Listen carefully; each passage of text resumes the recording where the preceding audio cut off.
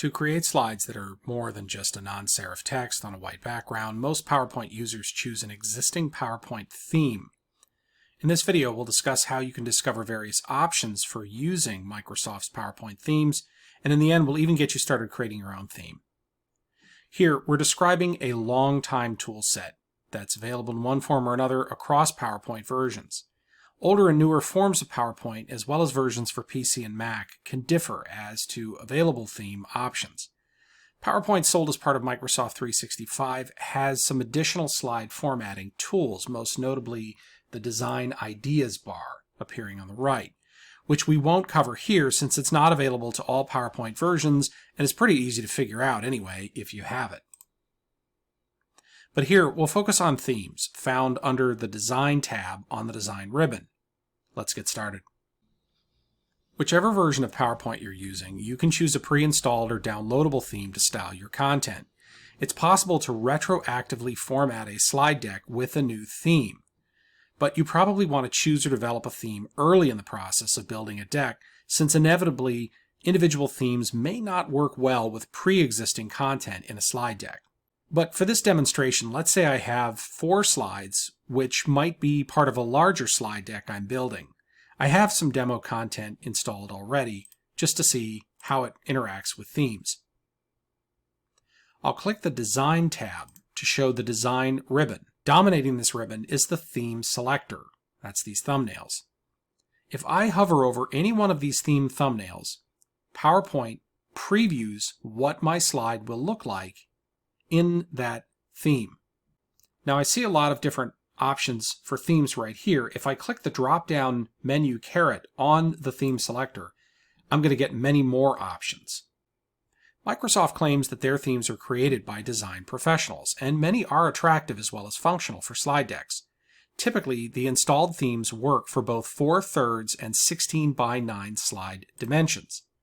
And you can change the dimensions of your slide deck by going to the Slide Size drop-down, also on the Design tab.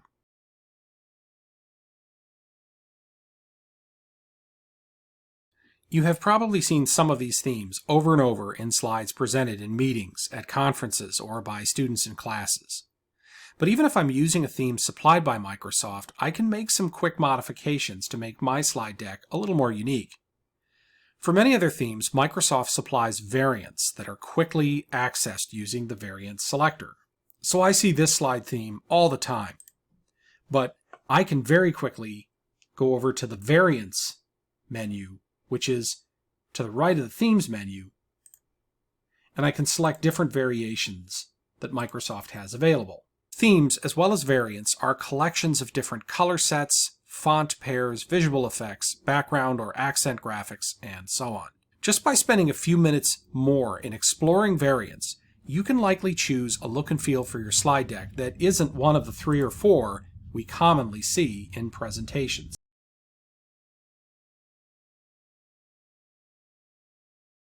Stopping here may be all you need to create an attractive slide deck.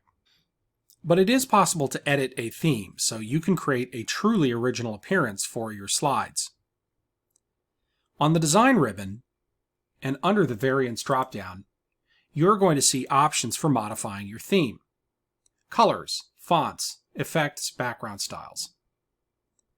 With background, I'll just mention that you can change your theme background across all your slides.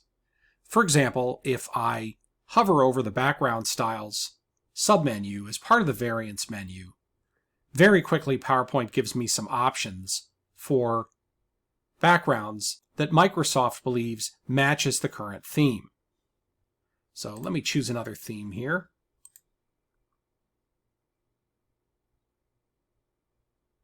And you can see I've got a bunch of options. I can also, from this submenu or from the ribbon itself, choose Format Background. And that brings up PowerPoint's full tool set for modifying slide backgrounds. I won't dig deeper into backgrounds because we discussed some options for slide backgrounds in another tutorial. But I urge you to experiment with these tools to discover what they do and how radically they can change a slide deck's look and feel.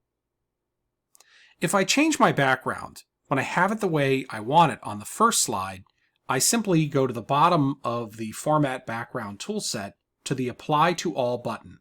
Click that, and all slides now have that new background. You can change the color scheme used in a theme. Again, in the Design ribbon, click the Variants dropdown, and if I hover over colors, PowerPoint will suggest a series of color schemes, a long list of them in fact, that could apply different colors to different themes.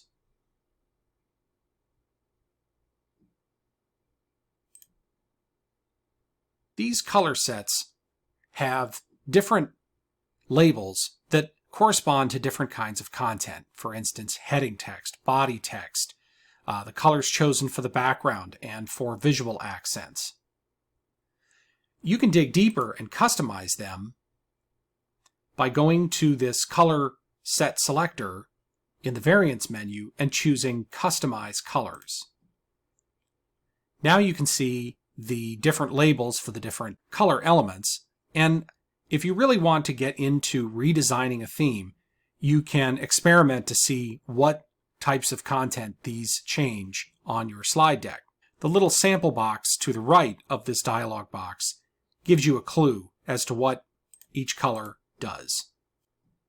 If you really are a design enthusiast, you can dig deeper on colors. On any of these drop-downs, select more colors, and you get a sophisticated color picker that even allows you to add color formula numbers. Once you have your default colors the way that you want them, click Save, and they're applied to the theme in this slide deck. In PowerPoint, there's two basic text styles that are default, heading and body. So on this slide, this is heading text, this is body text. And depending on the slide layouts as determined by the slide master and the slide theme, these may be in different places on slides. You can change the default fonts for heading and body. If I click the drop-down menu on Variants, I hover over Fonts, I will see a set of combinations that PowerPoint offers right away. If I'm not happy with these combinations, I click Customize Fonts at the bottom of that list, and I can choose my own fonts for heading and body. Then I click Save, and that's applied to my theme. If I've made major changes to a theme, and I've really created my own theme in the process, I can save it. I click the drop-down menu on the theme selector and choose Save Current Theme. PowerPoint will save this as a special kind of file. Don't change the location, because this is where PowerPoint looks for these files on your computer's hard drive. And then I give it a name so it's easy to pick out of the theme selector later on in another slide deck. So now I can use this across slide decks. Incidentally, whether you've seen our Slide Master tutorial or not, it's worth mentioning that a theme also includes a slide master with some master slide layouts. You can see our other tutorial for details on that. All that said, we generally recommend saving the whole of PowerPoint customizations for use across slide decks in a PowerPoint template file or a POTX file, since that means you can include many more kinds of customizations outside of themes, including, for example, boilerplate content, such as text or images you want added to every slide deck you create. See our other tutorial on creating, configuring, and using template files in PowerPoint.